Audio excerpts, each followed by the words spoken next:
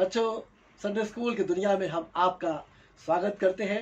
Zion present worship ministry Mumbai की तरफ से पास्टर इमैनुअल आप सभी छोटे और बड़ों का स्वागत करते हैं और हम चलेंगे आज पहले गीत की ओर। और वो गीत इस प्रकार से है, इस संडे स्कूल में भाई बहनों हम एक हैं। चाहे कोई ऊंचा हो, चाहे कोई नीचा हो, चाहे कोई महलों में रहता हो या कोई झोपड़े में रहता हो, चाहे वो गोरा हो या काला हो, पर परमेश्वर की निगाह में हम सब एक हैं। उसके संडे स्कूल में हम सब एक हैं और वो हमसे एक समान प्रेम करता है। इस संडे स्कूल में भाई बहनों हम एक हैं, हम एक हैं। इस संडे स्कूल में भाई बहनों हम एक हैं, हम एक हैं। ना कोई ऊंचा ना कोई नीचा, ना कोई ऊंचा ना कोई नीचा, ना गोरा ना काला, ना गोरा ना काला, हम सब एक हैं, हम एक हैं। इस संडे स्कूल में भाई बहनों हम एक हैं, हम एक हैं। इस संडे स्कूल में भाई बहनों हम एक हैं, हम एक हैं। उसकी नजर में दोनों बराबर, उसकी नजर में दोनों बराबर। महला छप्पर वाला, महला छप्पर वाला, हम सब एक हैं, हम एक हैं। इस संडे स्कूल में भाई बहनों हम एक हैं, हम एक हैं। इस संडे स्कूल में भाई बहनों हम एक हैं, हम एक हैं। तो बच्चों, आप देख रहे होंगे कि मैं ये क्या बजा रहा हूँ। ये है एक्कॉर्डियन और बहुत पहले लोग इसको बजाया करते थे और अब इसको इसलिए नहीं बजाते क्योंकि अब आ गए हैं कीबोर्ड और कीबोर्ड को बड़े अच्छे से आसानी से रख के बजाया जाता है। पर इसको बजाने के लिए इसको लटकाना पड़ता है और इसका वेट जो है वो 7 से 13 किलो होता है और लटकाना और फिर इसको खींचना बजाना तो वो टिपिकल होता है। पर मुझे ये बाजा बहुत पसंद है और मेरी दिली इच्छा थी कि आज मैं बच्चों के साथ में गीत गाऊं तो इस एक्कॉर्डियन के साथ में बजा के गाऊं। तो मैं उम्मीद करता हूं कि आपको ये इंस्ट्रूमेंट अच्छा लग रहा होगा। एक और गीत की तरफ हम चलते हैं और वो गीत भी पुराना गीत है लेकिन आपको वो गीत सुन के बड़ा अच्छा लगेगा। The best book to read is the Bible. इसको हम हिंदी में गाने जा रहे हैं और वो है दुनिया में सबसे प्यारी पुस्तक बाइबल। दुनिया में सबसे प्यारी पुस्तक बाइबल, दुनिया में सबसे प्यारी पुस्तक बाइबल। पर जो उसको रोज बरोज में खतरा कभी ना हो, वो दुनिया में सबसे प्यारी पुस्तक बाइबल। फिर से, दुनिया में सबसे प्यारी पुस्तक बाइबल, दुनिया में सबसे प्यारी पुस्तक बाइबल। पर जो उसको रोज बरोज में खतरा कभी ना हो, वो दुनिया में सबसे प्यारी पुस्तक बाइबल। दुनिया में सबसे प्यारा दोस्त यीशु, दुनिया में सबसे प्यारा दोस्त यीशु। गिरने से बचाता है, मेरी विनती सुनता है, वो दुनिया में सबसे प्यारा दोस्त यीशु। दुनिया में सबसे प्यारा दोस्त यीशु, दुनिया में सबसे प्यारा दोस्त यीशु। गिरने से बचाता है, मेरी विनती सुनता है, वो दुनिया में सबसे प्यारा दोस्त यीशु। हालेलुया। तो बच्चों, आपको ये गीत अच्छे लगते होंगे। मैं जब लखनऊ में था और वहाँ से स्कूल्स में जाता था गीतों को सिखाने के लिए, तो मैं बच्चों से बोलता था, बच्चों जो गीत मैंने पिछली बार सिखाया था वो क्या था, और बच्चे मुझे बताया करते थे। एक बार मैंने छोटे बच्चों को एक गीत सिखाया, बड़ा पुराना गीत है और वो मैंने उनको सिखाया और वो था, खुशी खुशी मनाओ, खुशी खुशी मनाओ, बोलो बोलो मसीहा की जय जय जय। तो मैंने खुशी खुशी मनाओ बच्चों को सिखा दिया और मैं वहाँ से चला आया। उसके बाद में जब मैं नेक्स्ट वीक गया तो बच्चों से मैंने पूछा कि बच्चों बताओ मैंने आपको कौन सा गीत सिखाया था। तो मैंने तो उनको सिखाया था खुशी खुशी मनाओ, खुशी खुशी मनाओ। सारे बच्चे चिल्ला के बोले, यस सर, हमें मालूम है, pussy pussy Miao, pussy pussy Miao, pussy pussy Miao. तो मुझे बड़ी हंसी आई कि बच्चों ने ध्यान नहीं दिया। फिर मैंने उनको बोला, नहीं नहीं, अरे पुसी पुसी मियाओ नहीं, खुशी खुशी मनाओ। बोलो बोलो मसीहा की जय जय जय। तो मैं यकीन करता हूँ कि जो गीत मैं आपको सिखाता हूँ, कुछ गीत ज़रूर पुराने हैं, कुछ गीत ज़रूर नए हैं, पर आप उनको ध्यान से सीखेंगे तो कभी आप गलत नहीं गाएंगे, आप सही तौर से गा नहीं पाएंगे। आज मैं आपको सुनाऊंगा एक और कहानी, और ये कहानी भी एक बहुत अच्छे धर्मी इंसान की कहानी है, जिसको परमेश्वर ने पूरी दुनिया में, इस सरजमी के ऊपर सबसे ज़्यादा धर्मी पाया। और इस अंकल का नाम है नोआ। बच्चों, नोआ के बारे में परमेश्वर इस बात को जानते थे कि नोआ बहुत धर्मी इंसान है। नोआ जो कुछ भी करते थे वो परमेश्वर की मर्जी के अनुसार करते थे। कभी उन्होंने अपने जीवन से परमेश्वर के दिल को दुखाया नहीं।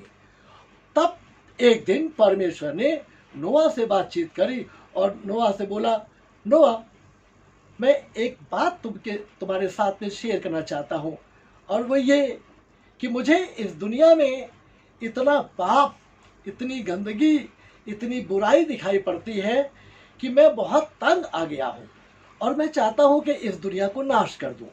तो नोआ कहने लगे, अरे प्रभु, आप ऐसा क्यों बोल रहे हैं? परमेश्वर ने कहा, मैंने ऐसा ठान लिया है और मैं इस दुनिया को नाश कर दूंगा, पानी के द्वारा नाश करूंगा। पर इसके लिए मैं चाहता हूं मैं तुमको बचाऊं, क्योंकि तुम मुझसे बहुत प्रेम करते हो, मेरी इच्छा पर चलते हो, कोई ऐसा काम नहीं करते जिससे कि मुझे बुरा लगे। तो मैं चाहता हूं तुम एक काम करो, इससे पहले कि मैं पानी से दुनिया को नाश करूं, पानी से बचने के लिए तुम एक जहाज बना लो, एक शिप बनाओ। और तब परमेश्वर ने पूरा प्लान, जो कि बाइबल में सब बातें एक एक लिखी, जो मैं आपको एक्सप्लेन नहीं कर रहा हूँ, पर मैं सिर्फ आपको बताना चाहता हूँ। परमेश्वर ने नोआ से कहा, एक जहाज बनाओ, और वो जहाज इतना मजबूत होना चाहिए, 300 हाथ लंबा होना चाहिए, 50 फुट चौड़ा होना चाहिए, 30 फुट ऊंचा होना चाहिए, और इतना बड़ा बनाओ, उसके चारों ओर ऐसी रान लगाओ ताकि पानी अंदर ना आए। मजबूती का पूरा प्लान परमेश्वर ने नोआ को बताया। और तब नोआ से परमेश्वर ने कहा कि जब पूरा बन के तैयार हो जाएगा, तब मैं तुमको बोलूंगा कि किस दिन तुमको अपने परिवार सहित अंदर जाना है। और इससे पहले कि तुम्हारा परिवार अंदर जाए, तुम जाना और सारी जमीन के ऊपर चक्कर लगा करके जितने भी पशु पक्षी हैं, जितनी भी चिड़िए हैं, जितने भी रेंगने वाले जंतु हैं, उन सबको तुम नर और मादा, मेल फीमेल करके ले आना, और उनको भी जहाज में हमें रखना है। नोआ ने कहा, ठीक है प्रभु, ऐसा ही होगा। और तब नोआ ने जहाज को बनाना शुरू किया। ढेर से लेबर्स आए, लकड़ी काटी जा रही थी, जहाज बनाया जा रहा था। जितने लोग वहां से निकल के देख रहे थे, जा रहे थे, वो देख रहे थे ये क्या बन रहा है, मानो पड़ा ये पानी का जहाज बन रहा है। और नोआ ने जगह जगह लोगों को प्रचार भी किया, बोला भी कि तुम अब मन फिरा लो, प्रभु इस दुनिया को नाश करने पर है, पानी से तुम एक काम करो, इस जहाज को मैं बना रहा हूं, तुम अपनी जान बचाने के लिए यहाँ पर आ जाओ। पर सब लोग उसकी हंसी उड़ा रहे थे। और तब नोआ ने इन सब बातों की परवाह नहीं करी। थोड़ा दुखी होता था कि मैं जाता हूँ लोगों की जान बचाने के लिए, उनको प्रचार करता हूँ, उनको बताता हूँ आने वाली मुसीबत के बारे में, पर लोग उसका मजाक उड़ाते हैं, कोई इसकी बात का यकीन नहीं करता। तब एक समय ऐसा आया, जहाज पूरा बन के तैयार हो गया। जब पानी का जहाज बन के तैयार हो गया, तब परमेश्वर ने नोआ से कहा, नोआ, सारे जीव जंतुओं को ले आओ। और बाकायदा उस जहाज में सिस्टमैटिक तरीके से जहाज को बनाया गया था, कहाँ पे किसको रखना है वो सब बनाया गया था। और करीब करीब 40 दिन और 40 रात बारिश होनी थी, तो घर उसमें सबके खाने पीने का भी राशन रखना था। सोचिए कितनी मेहनत करी होगी। यू जस्ट इमेजिन कि इतने लोगों को रखना, जानवरों को रखना, पशु पक्षियों को रखना, उनके खाने का इंतजाम करना, और खुद अपने लोगों का भी खाने का इंतजाम करना, ये बहुत बड़ा काम था। पर उसने किया, और सारे जीव जंतुओं को ला करके उसने उस जहाज के अंदर सबको ला के रखा। और उसके बाद में जब उसने देखा कि अब कोई नहीं आ रहा है, तब बाइबल में लिखा हुआ है, नूह, उसके 3 बेटे, नूह की पत्नी और 3 बेटों की पत्नियां, कितने लोग हो गए गिनिए, नूह और उसके 3 बेटे और चारों की पत्नियां, यानी 8 लोग उस पानी के जहाज में परमेश्वर की आज्ञा के अनुसार चले गए। बाकी कोई नहीं आया। सब हंस रहे थे, हा, हा, हा, अरे नू तो कैसी बात करता है, अरे नू का दिमाग खराब हो गया है, अरे भला बारिश होगी क्या हम नाश हो जाएंगे, हमारे पास इतनी प्रॉपर्टी सब ऐसी चली जाएगी, अरे ऐसा कहाँ होता है, ऐसा कुछ नहीं होगा। पर नू ने उन सारी बातों की परवाह नहीं करी। अपने परिवार सहित जब जहाज के अंदर आ गया, तब परमेश्वर ने कहा, अब मैं इस जहाज के मेन गेट को बंद करने जा रहा हूं। जहाज के मेन गेट को, शिप के मेन गेट को परमेश्वर ने बंद किया, नूह ने नहीं। और जब वो बंद हो गया, उसके बाद लिखा हुआ है, आसमान के झरोके खुल गए और बारिश होने लगी। जमीन के सोते फूट निकले और मोटी मोटी धाराएं आने लगी और बारिश होने लगी। पानी जमीन से भी आ रहा था और ऊपर से भी आ रहा था। इतनी बारिश हुई 40 दिन और 40 रात कि जब बारिश का पानी बढ़ने लगा तो लोग भागने लगे, अरे हमें बचाओ, अरे हमें बचाओ, अरे हम तो डूब जाएंगे। कोई पहाड़ पे चढ़ गया, कोई पेड़ पे चढ़ गया और वहां पर लटका हुआ था, अरे हम यहाँ पर से बच जाएंगे, सुरक्षित है। पर जब पानी बढ़ा और बढ़ा और बढ़ा और बढ़ा, बच्चों, सारे ऊंचे ऊंचे पेड़ डूब गए। जितने भी ऊंचे पेड़ों के बारे में आप जानते हैं, वो सारे पेड़ डूब गए और जो लोग उस पर लटके थे वो भी डूब गए। जमीन के सब लोग खत्म होते जा रहे थे। बहुत लोग पहाड़ की चोटियों पर पहुंच गए कि वहां पे जाके हम बच जाएंगे। पर लिखा हुआ है, पानी इतना बढ़ा, इतना बढ़ा, इतना बढ़ा, 40 दिन और 40 रात में सारे ऊंचे ऊंचे पहाड़ पानी में डूब गए। और वो ऊंचे पहाड़ों के भी 15 हाथ ऊपर पानी था। आप सोचिए, किसी के बचने की उम्मीद नहीं थी। सब मर गए, सब खत्म हो गए। और फिर 150 दिन तक बच्चों वो पानी का जहाज पानी के लहरों पे ही डोल रहा था और 150 दिन तक वो सब उसी के अंदर थे। आप सोचिए कितना खाना पीना उसने जमा किया होगा, कितना उसको अंदर सारे जानवरों को देखभाल करनी पड़ रही हो गई और बड़ी मुश्किल से सब चीज़ों को उसने एडजस्ट किया। क्यों? क्योंकि प्रभु ने उससे कहा था और वो परमेश्वर की बात मान रहा था। ये था नूह का कैरेक्टर। और तब उसने प्रभु के कहने के अनुसार किया।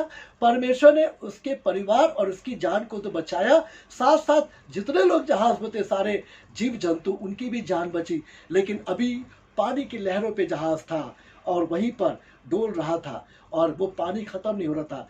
और तब प्रभु को याद आया कि अब मुझे पानी को घटाना चाहिए ताकि ये लोग जो बच गए हैं, बाकी सब तो मर गए, जो उपद्रव करते थे, पाप करते थे, गंदगी करते थे, प्रभु की आज्ञा के विरोध बजाते थे, वो सब मर गए।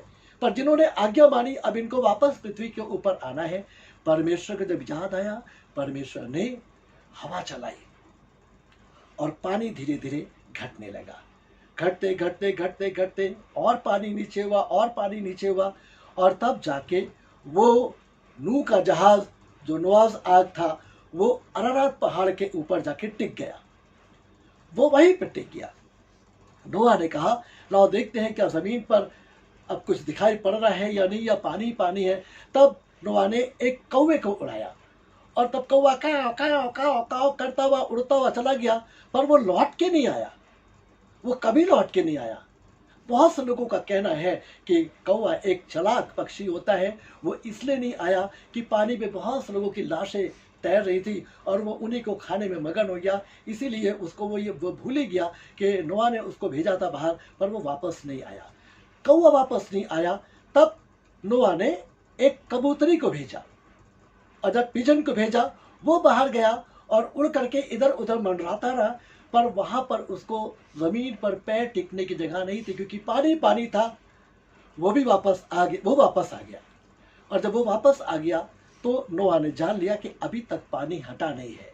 पर ये सब लोग अंदर प्रभु को याद करते थे, प्रभु की आराधना करते थे और परमेश्वर पानी को धीरे धीरे घटा रहा था।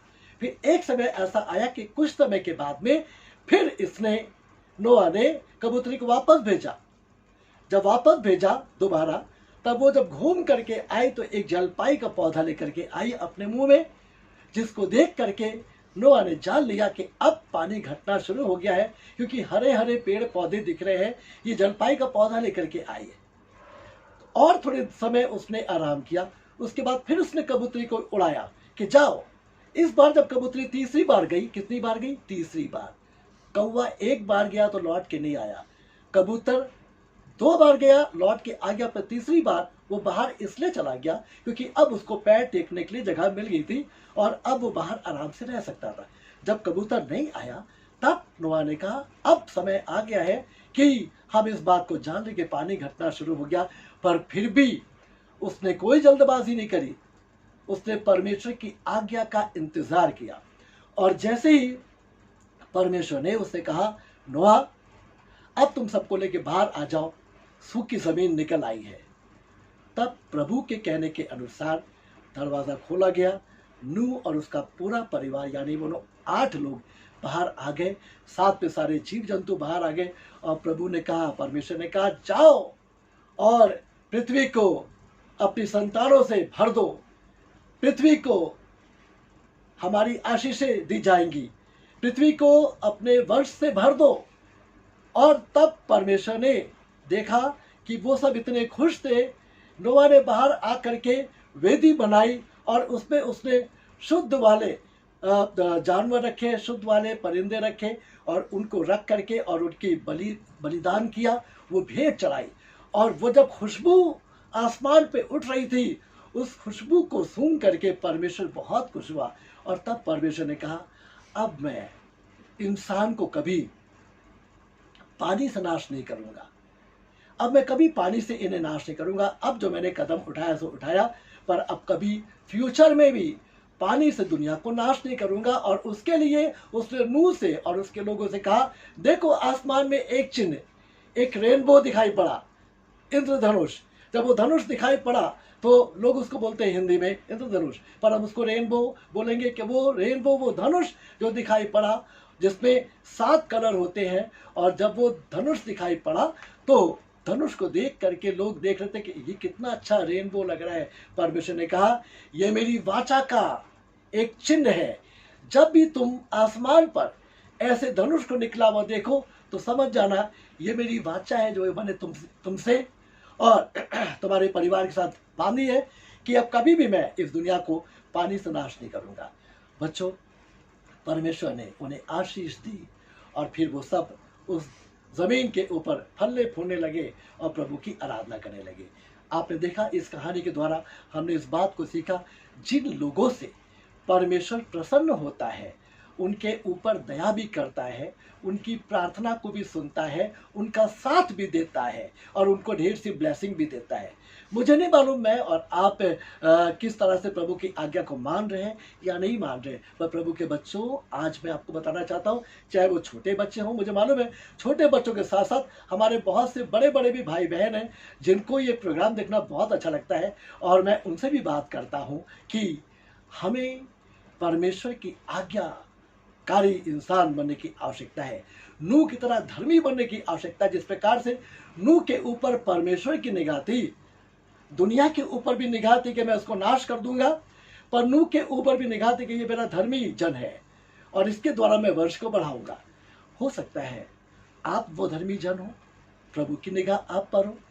आज आप प्रार्थना करें, बोले प्रभु आपकी दृष्टि मुझ पर हो जाए ताकि मैं धर्मी जन बन के अपने देश के लिए प्रार्थना करूं, देश में फैले हुए संकट के लिए प्रार्थना करूं, कोरोना वायरस के लिए प्रार्थना करूं, जो मरीज लोग हैं जो उस दुख को झेल रहे हैं उनकी चंगाई के लिए प्रार्थना करूं। अगर आप प्रभु की निगाह में अच्छे हैं, आपको ऐसा लगता है कि ये बोझ आपके ऊपर है, तो आइए प्रभु के धर्मी लोग बन करके प्रार्थना करें और इस देश को बचाने की प्रार्थना करें, इस देश के संकट को टालने की प्रार्थना करें। नोआ की तरह धर्मी बन जाएं जिसके द्वारा कितने लोग बच गए और कितने लोग जीवित रहे। आज अगर मैं और आप भी प्रार्थना करेंगे, हमारे देश के लोग संकट से निकल आएंगे, हमारे देश में लोग इस बीमारी से बच जाएंगे, हमारे देश से सारा संकट चला जाएगा। तो बच्चों और सभी बड़े प्रियजनों, मैं आपसे विनती करता हूँ, प्रभु के आगे बैठे और प्रार्थना करें और कहें प्रभु हमारे देश पर, इस दुनिया पर छाए हुए संकट को दूर कर दीजिए और अपना अनुग्रह हम सब पर कर दीजिए। आमीन। तो आइए हम प्रार्थना करते हैं। आप सब अपनी आंखों को बंद कर सकते हैं, मैं आपके लिए प्रार्थना करूंगा।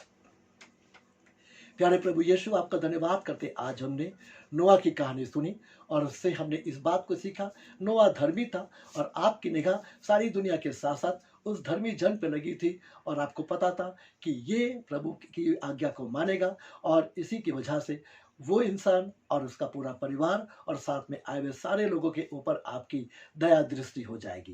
प्रभु, आज हम प्रार्थना करते प्रभु, हम आपके सामने एक धर्मी जन बनना चाहते हैं। हम आपके बच्चे बन के आपके आगे प्रभु प्रार्थना करते हैं और ये प्रार्थना करते प्रभु, हमारे देश के ऊपर आया हुआ संकट और इस दुनिया के ऊपर आया हुआ कोरोना वायरस का संकट प्रभु यीशु के नाम से इस देश और दुनिया को छोड़ के चला जाए, देशवासियों को छोड़ के चला जाए। प्रभु, जो लोग मरीज है प्रभु, जो इस समय प्रभु बीमार है, हम उन्हें भी जो इस संकट में ग्रसित है आपके लहू में छिपाते हो, प्रार्थना करते उन्हें छू लीजिए और चंगाई दीजिए प्रभु। हम प्रार्थना करते प्रभु होने दीजिए। हम सब लोग जब प्रार्थना करेंगे प्रभु तो हम यकीन जानते प्रभु कि हम पर भी अनुग्रह होगा, हमारे परिवारों पर भी अनुग्रह होगा और प्रभु जितने लोगों के लिए हम प्रार्थना करें उनके ऊपर भी अनुग्रह होगा। चाहते प्रभु आज की कहानी के द्वारा सबको बड़ी आशीष दीजिए। प्रभु यीशु मसीह के नाम से इस प्रार्थना को मांगते हैं, सुनिए और दया से ग्रहण कर लीजिए। और प्रभु के लोग ऊंची आवाज में बोलें आमीन, आमीन, आमीन। मैं विश्वास करता हूं कि आपको ये कहानी अच्छी लगी होगी और ज़रूर से आप इस पर ध्यान करें। जो गीत आपने सीखे उन पे आप ध्यान करें और गाएं और प्रभु की महिमा करें। और आज से ही इस काम को शुरू कर दें, बच्चे और बड़े, कि हम अपने देश के लिए, दुनिया के लिए रोज़ाना प्रार्थना करेंगे ताकि संकट टल जाए, दुख टल जाए, बीमारी टल जाए और बड़ा चैन और अमन आ जाए। आमीन। तो मैं इसी के साथ आप सबसे विदा लूंगा, पर मैं चाहूंगा कि बच्चों, अगर आपको ये प्रोग्राम अच्छा लगता है तो बहुत से लोग इसको शेयर करने में बहुत कंजूसी करते हैं, पर मैं आपसे और तो कुछ बड़ा काम करने को बोलता नहीं हूँ। ये बड़ा छोटा सा काम है। अगर आप अपने फ्रेंड्स को ये वीडियो शेयर करते जाएंगे, ढेर से लोगों को शेयर करेंगे, तो कितने लोगों को आशीष मिलेगी, कितने लोगों को ये संदेश मिलेगा। तो मैं चाहता हूँ आप शेयर करें, लाइक करें, कमेंट बॉक्स में कमेंट्स करें और साथ साथ में सब्सक्राइब करना ना भूलें, क्योंकि आप जितना सब्सक्राइब करेंगे तो आप यकीन जानिए कि जो भी नया वीडियो निकलेगा वो सबसे पहले आप तक पहुंचेगा और आपको मालूम पड़ेगा। मेरी दुआ है कि इस प्रोग्राम के द्वारा आपको, आपके फ्रेंड्स को, आपके परिवार के लोगों को और सभी रिश्तेदारों को बड़ी बड़ी बड़ी आशीष मिले। तो अंत में मैं चाहता हूं प्रभु आपको बड़ी आशीष दे और आप प्रभु में मगन रहिए, खुश रहिए। Thanks for watching and God bless you all.